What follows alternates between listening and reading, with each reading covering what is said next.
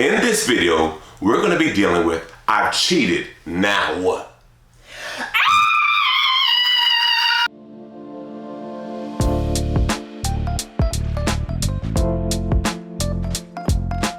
Hey family, my name is JOMO. I'm CHARMAINE. We come together with real, raw, and relevant conversations dealing with relationship issues. In this video, we're talking about an individual, male or female, that have cheated in the relationship. And the question is, what do we do now? Right. Number one, if you got caught, or you might be super guilty and you feel guilty, what do you do with that? It's like eating you up inside. I mean, it says you should figure out how much you want to tell, but I don't know. I feel like if you don't disclose to your partner or your spouse that you cheated, that it could come back to bite you later on at the worst time. Because that's how the enemy works, in the dark. Every now and then, let me say it again. Every now and then, let me say that.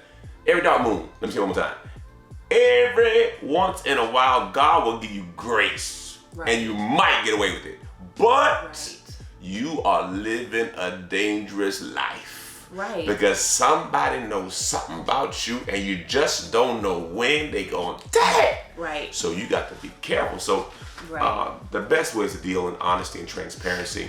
And if the relationship can move on, it can. But it will be painful. Right. No doubt about it. And, you know, if you do, like, let's say you say to yourself, I'm going to tell them, I'm going to disclose that I cheated.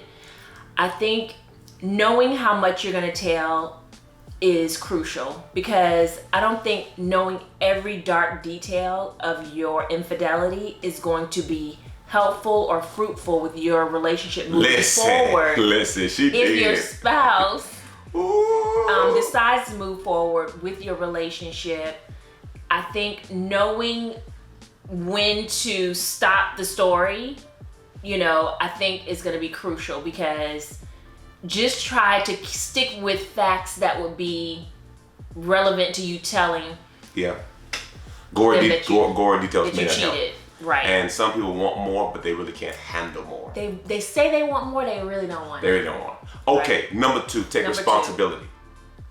Don't blame the other person for your decision. In the midst of you apologizing, saying, but if you wouldn't have done, or if you weren't acting like, or I wouldn't have done this. If you would have gave me. All right, number three. If you do tell, make sure the apology is sincere. Right. And Charmaine, you just said it. Own it. Don't blow it off. If you blew it. There's no excuses for my actions. Correct. I own what I've done. Number four. Now, after you say it, you want to be quiet. Zip your lips. And they about to go in. They're going to go in. Or they're going to be so hurt they don't even have anything to say, which is, to me, worse. I'm just telling you, they about to go in. But they are going to be hurt, and they're going to be vocal, and you're going to have to take it. I've learned oftentimes, many people that I communicate that have been in this spot, I said, it's not necessarily the initial onset. It's the residual. Day-to-day where they bring up the person's name and just throw it in your face. Right. And, you know, and every time they see you, they see the infidelity. Yeah. It's going to be rough. It's going to be a rough patch. Right. Number 5, forgive yourself. Okay? Meaning we all fall short of glory. Right. Now I'm not justifying, I'm not condoning, I'm not saying, but we are born into sin and we have a sin nature. Right. So if God does not come take hold of us, we are going to do some stupid, ratchet things. All right, wait a minute. Before we leave with forgive yourself, make sure in the midst of you forgiving yourself, you don't be overly, act like the victim. You know, like when you're not forgiving yourself, I'm just a terrible person. And it gets to a place where it sounds like you're having a pity party for yourself versus you owning what you did. Because that can kind of erase your apology. If you say, I'm sorry, and then you're going around, I know I'm a terrible person. oh, I'll do this, but I know I'm just such an awful person. Come on. Yeah, so forgiving yourself doesn't mean, forgive yourself, and you don't have to be vocal about it or try to make the other person feel bad for you and your actions. Number 6. Okay. Figure out why you did it.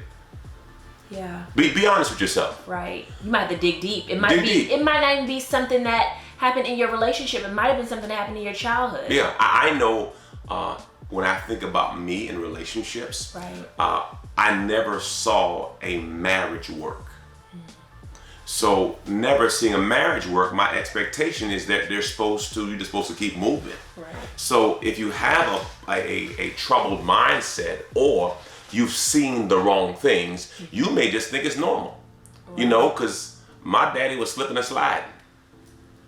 Papa was a rolling stone. Wherever he left his hat was his home. And then he died. Yeah. He died. So number 7. 7. Assess your relationship. Here's a question. Do you want to move forward? Right. Do they want to move forward? Or do you want to move forward too? That's good. No, that's what I'm saying. Do you? Because you cheated. No, the question to ask yourself is. You went outside your relationship. Yeah. Right. Can we move forward? Do you want to move forward? And are you moving forward for the right reason? Yeah, because see, some people don't do it for the kids. That's what they do to kids all the time. Don't do it for the look. Oh yeah. Oh, I don't want people to think correct. This is not about me. That's not a good reason. So you have to ask yourself, and this is what I do whenever we counsel a person who's going through this. Number 1, it happened. It's wrong.